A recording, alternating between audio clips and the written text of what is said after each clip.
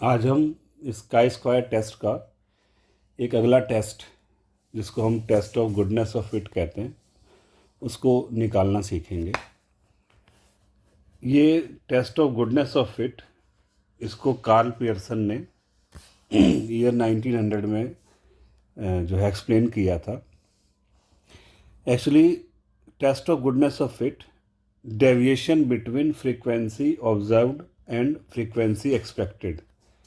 जो frequency expected है, जिसको हम थियोरेटिकल फ्रीक्वेंसी भी कहेंगे, इस थियोरेटिकल फ्रीक्वेंसी और एक्चुअल फ्रीक्वेंसी, इसमें क्या कोई डेविएशन है, क्या कोई अंतर है, या इनका जो अंतर है वो बहुत ही ज़्यादा इनसिग्निफिकेंट है, इसमें कोई डिफरेंस नहीं है। इसके बारे में हम यहाँ पर समझेंगे। देखिए, जो फ्रीक्वेंसी ऑब्जर्व्ड है वो तो हम खुद सर्वे करके मार्केट में जाके रिसर्च करके खुद सर्च करेंगे। फ्रीक्वेंसी एक्सपेक्टेड या थ्योरेटिकल फ्रीक्वेंसीज़ को कैलकुलेट करने के लिए हमारे पास डिस्ट्रीब्यूशन है। यहाँ पर 3 डिस्ट्रीब्यूशन हम यहाँ पर देखेंगे, हालांकि ये इस चैप्टर से रिलेटेड नहीं है। एक्सपेक्टेड फ्रीक्वेंसी कैलकुलेट करने के लिए हमारे पास 3 डिस्ट्रीब्यूशन जो है उनके नाम होते हैं बायनोमियल डिस्ट्रीब्यूशन, दूसरा पॉइजन डिस्ट्रीब्यूशन और तीसरा नॉर्मल डिस्ट्रीब्यूशन। मतलब एक्चुअल फ्रीक्वेंसीज तो आप फील्ड में जाके कलेक्ट करेंगे और फील्ड में जाके जो कलेक्ट की है वही आपकी एक्चुअल है। एक्सपेक्टेड या थ्योरेटिकल फ्रीक्वेंसी जो है वो बायनोमियल, पॉइजन या नॉर्मल में से किसी से भी हम कैलकुलेट कर सकते हैं। अभी हम इन फ्रीक्वेंसीज के अंदर नहीं जाएंगे कि ये कैसे कैलकुलेट होती हैं, क्या है। अभी हम नॉर्मल बात करेंगे। इसी कंसेप्ट को हम दूसरे थोड़े से एंगल से समझ रहे हैं कि ये test of goodness of fit हमें बेसिकली क्या बता रहा है। तो test of goodness of fit में एक्चुअली हम क्या देखेंगे, ये है test of goodness of fit.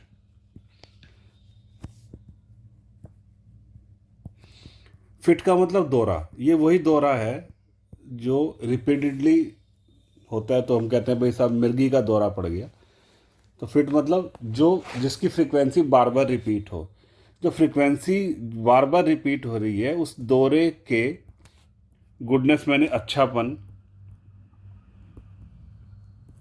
की जांच। तो दौरे के अच्छेपन की जांच test of goodness of fit, यानी कि जो फ्रीक्वेंसी हमारे पास रिपीटेडली आ रही हैं वो ठीक है कि नहीं, वो ओके है कि नहीं, उनमें कोई सिग्निफिकेंट डिफरेंस है कि नहीं, हमें उसको यहाँ पर चेक करना है। जैसे हमने पहले किया था वैसे यहाँ पर फिर से नल हाइपोथेसिस मानेंगे, जैसे वहाँ पहले माना था। तो हम क्या मानेंगे नल हाइपोथेसिस में कि दोनों जो फ्रीक्वेंसीज हैं वो इंडिपेंडेंट हैं, दोनों फ्रीक्वेंसी जो हैं। और हम ये कह सकते हैं कि there is no significant difference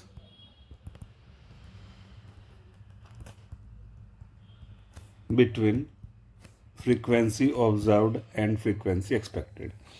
मतलब कोई उनमें खास अंतर नहीं है, वो दोनों के दोनों क्या हैं, इंडिपेंडेंट है, उनका आपस में कोई संबंध नहीं है। अगर कोई फ्लक्चुएशन अगर थोड़ा बहुत आता है तो वो जस्ट बिकॉज ऑफ डाटा हमने सही तरह से कलेक्ट नहीं किया या कोई और रीज़न की वजह से ऐसा हो जाता है।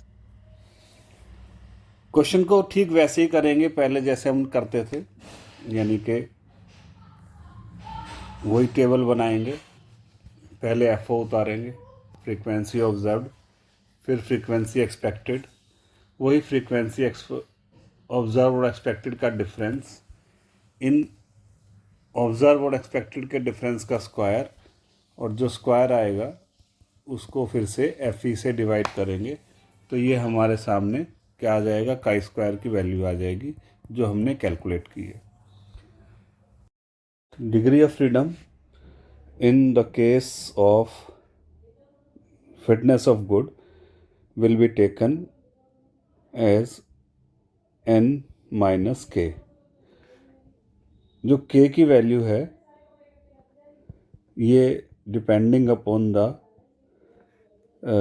Nature of frequency, expected frequency, कि बायनॉमियल फ्रीक्वेंसी है और पॉइजन है या नॉर्मल डिस्ट्रीब्यूशन से फ्रीक्वेंसीज एफ ई कैलकुलेट हुई है, उसके हिसाब से डिसाइड होगा, जो 1 2 3 हो सकता है। लेकिन नॉर्मल केस में अगर कुछ नहीं कहा है तो यहाँ पर जो डिग्री फ्रीडम है वो n-k की जगह n-1 से ही हम कैलकुलेट कर लेंगे। तो लेवल ऑफ सिग्निफिकेंस ठीक वैसे ही होगा जैसे कि पहले 5% था।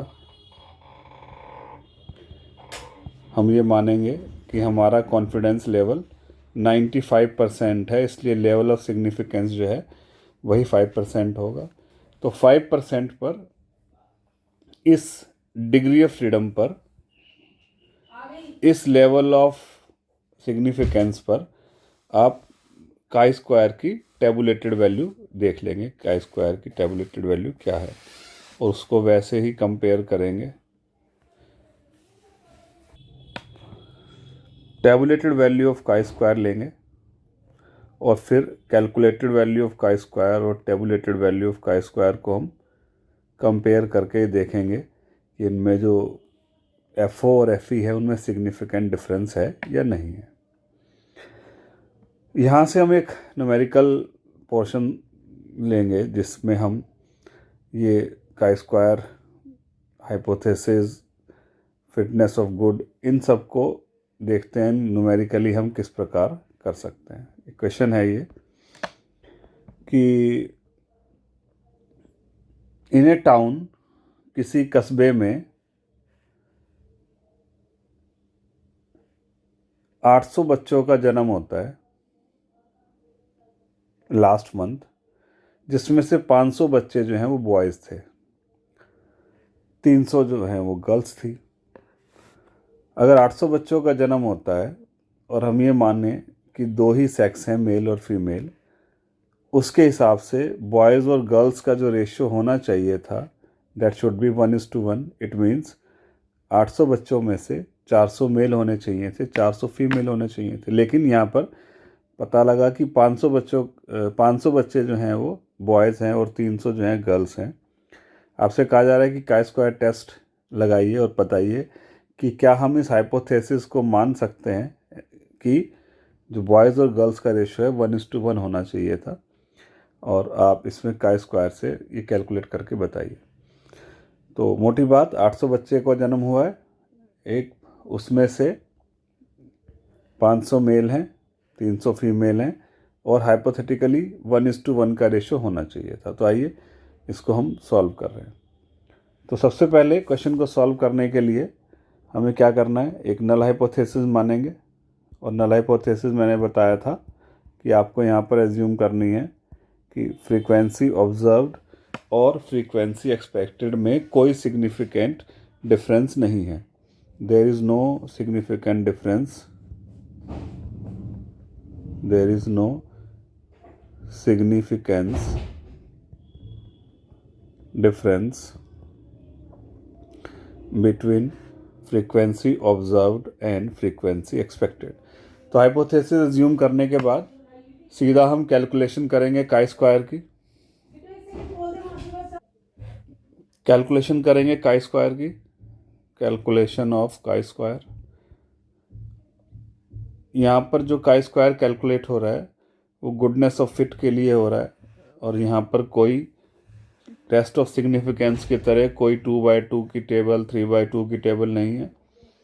सीधा F O F E, F O minus F E लेना है, F O minus F E, F O minus F E का स्क्वायर, और F O minus F E के स्क्वायर को एफ ई से डिवाइड कर देंगे। यहाँ पर जो आ रहा है कैलकुलेशन आपकी, उसमें मेल और फीमेल आ रहा है। अभी आपने क्वेश्चन में देखा था कि 800 बच्चों का जन्म हुआ था जिसमें 500 मेल हैं, तो बट नेचुरल 300 फीमेल हैं। इन 800 बच्चों की ही एक्सपेक्टेड वैल्यू चाहिए। अभी आप यहाँ देखें, जब 800 बच्चों की एक्सपेक्टेड वैल्यू चाहिए है, और एक्सपेक्टेड वैल्यू कैसे आ रहा है, बताया गया था मेल और फीमेल का रेशियो 1:1 है। तो 1:1 के हिसाब से 400 बच्चे मेल होने चाहिए थे और 400 ही फीमेल होने चाहिए थे। तो यहाँ पर FE आपकी 400 और 400 आ जाएगी। FO में से FE माइनस करेंगे, 500 में से 400 गया तो 100 आ गया, और यहाँ 300 में से 400 जब जाएगा तो माइनस के 100 आ जाएगा।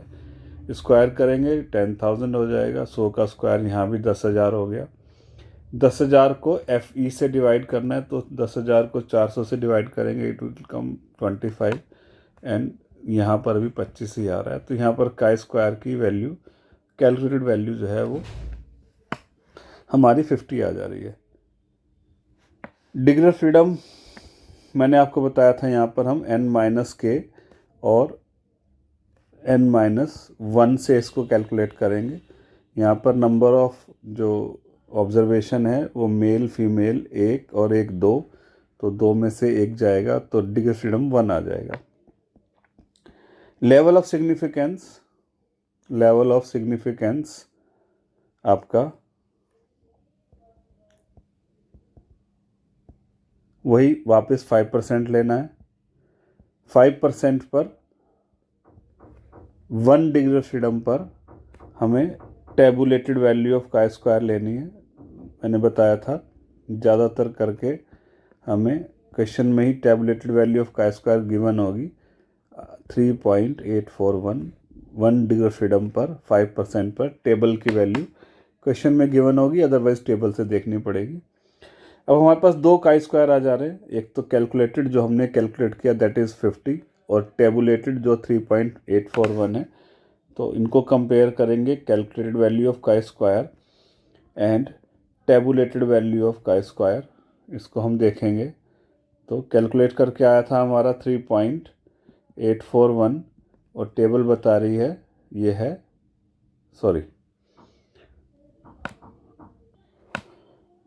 कैलकुलेटेड वैल्यू है 50 और टेबल है 3.841। तो 3.841 और 50 को कंपेयर करेंगे तो हमारी जो कैलकुलेटेड वैल्यू है वो ज़्यादा आ जा रही है 3.841 से, यानी कि स्टैंडर्ड वैल्यू से। तो हम यहाँ क्या लिखते थे पहले, नल हाइपोथेसिस फेल। तो अभी लिखना है the fit is not good. Fail means not good और नल हाइपोथेसिस फेल। तो इस तरह से फिटनेस ऑफ गुड के हम यहाँ पर क्वेश्चन को कर सकते हैं।